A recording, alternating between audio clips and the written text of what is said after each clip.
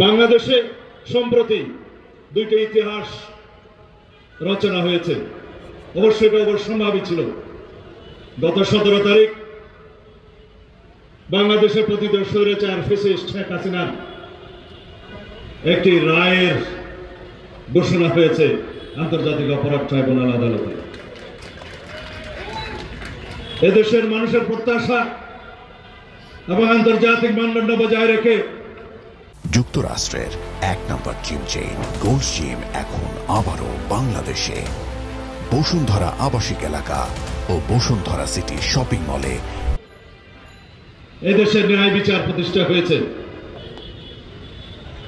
শেখ হাসিনার একটি অপরাধে তাকে আমৃত্যু কারাদণ্ড, আর একটি অপরাধে তাকে মৃত্যুদণ্ড দেওয়া হয়েছে।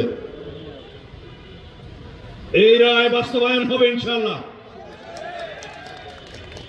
এদেশের মানুষ দেখুক এবং ভবিষ্যতে যারা রাষ্ট্র পরিচালনা করবে তারা যেন সেটা মাথায় রাখে যে এই দেশে স্বৈরাচারের কোনো জায়গা নেই, ফ্যাসিবাদের কোনো জায়গা নেই। এই দেশে যারাই গণতন্ত্র হত্যা করবে তাদের পরিণতি এরকম হবে।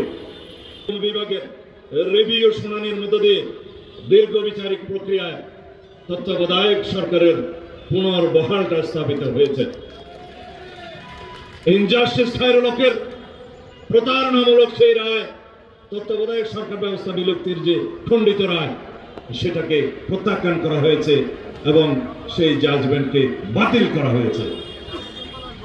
দীর্ঘ 17 বছরের সংগ্রাম ছিল তত্ত্বাবধায়ক সরকার ব্যবস্থা প্রতিষ্ঠার মধ্য দিয়ে তত্ত্বাবধায়ক সরকারের অধীনে বাংলাদেশে জাতীয় সংসদ নির্বাচন অনুষ্ঠান হবে।